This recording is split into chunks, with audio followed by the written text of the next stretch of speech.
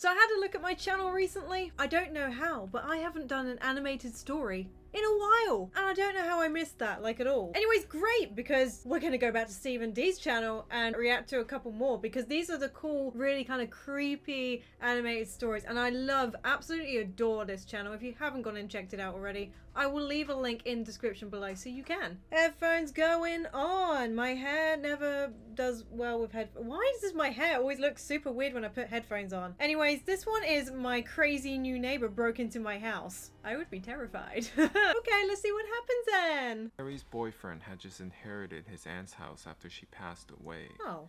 She was blind, so the house had speakers and wires around telling her, "Back door open." Oh, wow. "Fridge open." "Back room window open." Honestly, the robotic voice kind of freaked Carrie out, so the couple had to go through the house and remove tons of wires. Oh my goodness. After moving in, they got a puppy, and it was nice not being alone. Her boyfriend had to leave for the weekend because of work, so she stayed home. One day, Carrie was out walking with her puppy, and he started wagging near the fence. She turned, thinking he was making friends with a bird or critter again. But it was a man, tall, chubby, and unkempt, grinning at them. Oh, that's "What weird. a cool dog," he shouted.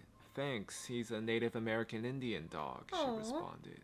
"Oh, I have a rare breed too, see?" He then proceeded to point at a small Shih Tzu dog. "I see. Cool, you have a good one." Carrie started feeling uneasy. "Why don't I come over and let our dogs meet? Maybe we can do play dates. You're new in town, right? 'Cause the old lady there died?" Upset that he mentioned her boyfriend's aunt, and she was scared he wanted to come over.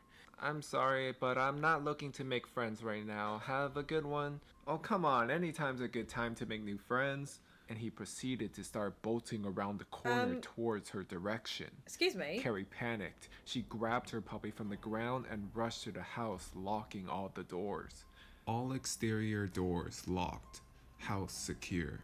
Wait, I thought I removed all the wires. Oh, that's creepy. Maybe she just forgot a wire, but still. It's really bad if a neighbor can't quite understand that clearly you're not, like, in the mood to be dealing with this, and they're just like, hi, hi, hi, hi, all in your face. You're like, whoa, calm down, I just moved in. Can you just, like, let me breathe for a minute? Apparently this neighbor has no clue how to give people space. She hid behind a kitchen counter as it was the only place in the house with the windows and doors couldn't see. The puppy got angry and started nibbling her, but she made sure not to let him go because she was afraid this man wanted to steal her puppy.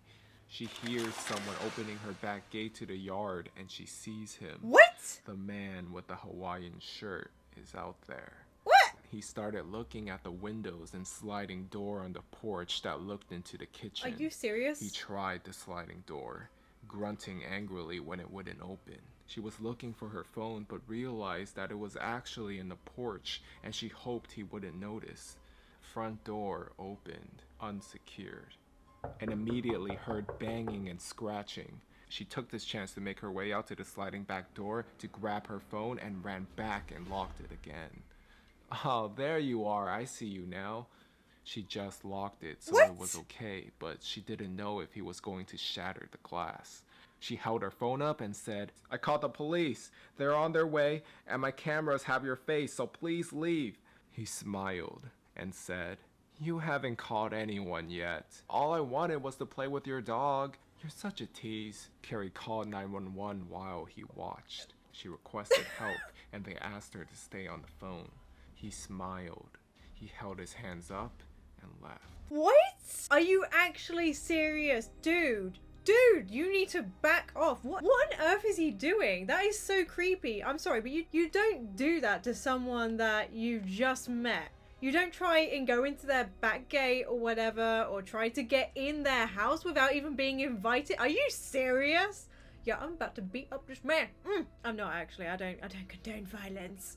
But I would have very strong words. However, the next day, there was no news of capture even though they said they would update her.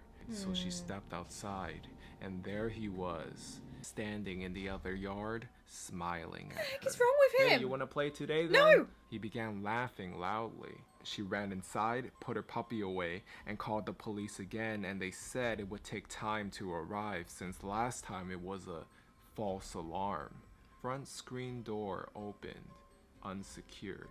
She ran to the sliding door and it was unlocked. She quickly locked it and heard banging on the side door. Carrie called her last hope for help, her boyfriend's mother who lived a couple blocks down. The woman was a black belt and a boxer. Ooh. She called her crying and the mother rushed over and all she heard from her kitchen was the scream, "If you don't leave, I'll be forced to take you down." Oh. She looked out her curtain and saw her and the man outside. He was holding something shiny in his back pocket. Her boyfriend's mother suddenly grabbed the man and kicked him in the ribs as hard as she could and made him drop to the ground. She screamed at Carrie and to call the cops again. "Tell them he has a knife, they'll come quicker." The cops arrived soon after and the man was arrested. Carrie asked them what he was doing. Was he planning to hurt my puppy? The officer told her, "You're naive if you thought this man wanted your puppy. He was after you, miss. He's a wanted criminal." Apparently, he was a suspect they couldn't find until now. Her boyfriend's mom stayed with Carrie over the night to make sure she was okay. Oh my God! A few days later, her boyfriend came back home, and he was updated on everything that happened. He proceeded to put up cameras and more security. He even put the speakers back into the house as well, as that voice was actually able to help protect Carrie that horrifying weekend. Just wow. Oh my goodness. You just never know who your neighbors are. Clearly, this was a bad seed. My goodness, I would have freaked out. I mean, I would have been more terrified that they were probably after me rather than my dog. I love my dogs, right? But I can't imagine anyone, I guess, trying to go for them when they're being that persistent. It would more, I mean, yeah, he was obviously like using it as a topic of interest, as like, hey, play dates, yeah, come hang out with me. But yeah, just be careful, guys. So the next one, I received a creepy package and found something horrifying inside. I'm looking at the title thinking, okay, and what's the most horrifying thing you could think of in a parcel? I don't know, but we're gonna find out. My neighbor is one of those annoying wannabe YouTubers. Hey, what's up guys? Welcome back to another crazy video. The Cinnamon Challenge.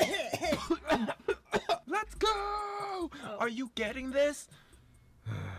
It can get tiring to watch him go about his shenanigans in the pursuit of viral fame. So when he knocked on my door the other day, he told me he was going away for a few weeks and asked that I get his mail. Honestly, it was a relief. Oh. I was afraid his stunts would wind up bleeding over into my life. Things were pretty normal for the first couple of days. He received a few bills, a bit of spam, and from what I could assume was a birthday card.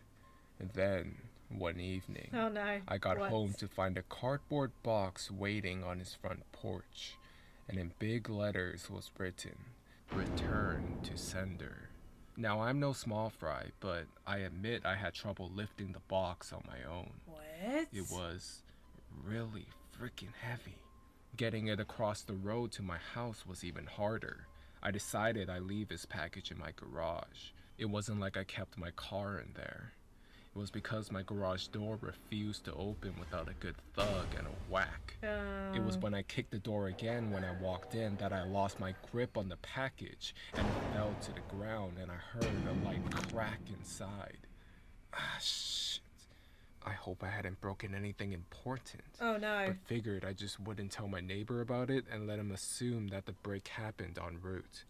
I dragged the box the rest of the way, setting it in the corner for whenever my neighbor would come back to claim it. What is in it? And then I forgot all about it. Until a few days passed, that is. There was a horrible smell in my garage coming from the box in the corner. What the heck's in I it? remember thinking it must have been one of those meat of the month subscription boxes and thought it must have gone rancid from being left out for so long. I covered my nose as I approached the box with a pair of scissors in my hands. I probably wouldn't even have needed them to open it, as it had become soggy enough at the bottom to poke Ew. through with a finger. Ew. My scissors tore through the tape along the top of the cardboard box. I thought the smell couldn't get any worse, but as I flipped the flaps open, I discovered a whole new stink. I had a garbage bag in one hand and the strongest cleaner I could find in the other, and I had long rubber gloves on to keep my skin from having to touch what was inside. But as it turns out, I needed none of those things. What? You see, there was meat in that box, but it didn't come from a cow or a pig. Oh no. No, it was worse than that. Oh, it's a dead body. It was my neighbor, dead. Still in one piece, but dead. I caught the cops and they took me in for an interrogation. It's kind of hard not to suspect the man with the corpse in his garage after all. Thankfully, they soon realized I wasn't involved.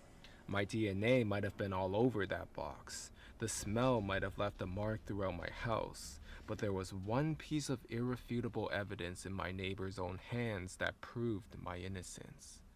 A vlogging camera. They showed me the footage only once. My neighbor was sitting in the box outside of a shipping facility, laughing as he told the world how he was going to mail himself across state lines.